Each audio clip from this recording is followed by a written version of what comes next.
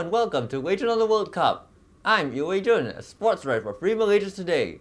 Now, let's take a look at last night's matches. First up, we have Sweden against South Korea, with Sweden winning 1-0. Not a lot happened in this one, but what was notable was that the winning goal was scored from the penalty spot by Andreas Grankvist, a centre-back. Not a lot of defenders are their team's regular penalty takers, but in this case, it clearly worked for Sweden, so they have no reason to change it. Next, we have Belgium against Panama, with Belgium easily sweeping aside the World Cup rookies 3-0 in a dominant performance. The match was highlighted by a spectacular, unreal goal by Dries Mertens, who scored with a volley from an impossibly tight angle of a botched cross. In fact, it was so spectacular, it even overshadowed Romelu Lukaku's 2 goals, which would have been the highlight in any other context. Then we come to the late kickoff, which was England against Tunisia. Now, this one was tied until stoppage time when Harry Kane scored with a late goal to win it for England. Now, if you recall my previous show, I did mention that I was curious about how Harry Kane would handle the pressure of being England captain for the first time at a major tournament. He handled the pressure perfectly, scoring the clutch goal that won it for them.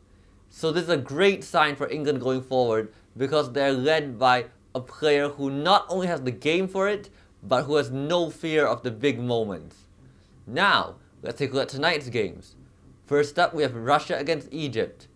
Now with Egypt, the big question is if this is the game where Mo Salah returns.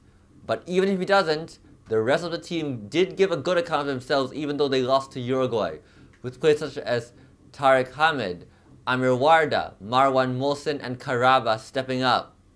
With Russia, they're gonna prove if the 5-0 win over Saudi Arabia was a fluke or not, and they will be riding high off the morale from that one. So my prediction for this one?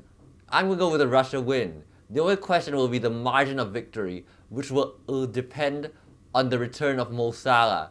But Russia will win regardless because of their backing by a raucous home crowd. Now, we'll take a look at Poland versus Senegal.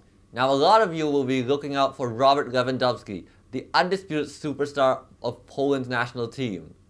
Now, surprisingly, he has never played in the World Cup before, but that will change tonight as he makes his World Cup debut. So it'll be interesting to see how the Bayern superstar performs under the lights for the first time. Not only that, but Poland were a seeded team during the World Cup draw, but many on social media said they didn't deserve this honor. So, this team will be playing with a bit of a chip on their shoulder to prove that their seeding was justified. Furthermore, besides Lewandowski, they're armed with players such as Arkadiusz Milik, Kuba Blaszczykowski, and Grzegorz Krychowiak, just to name a few. So, what's my prediction for this one?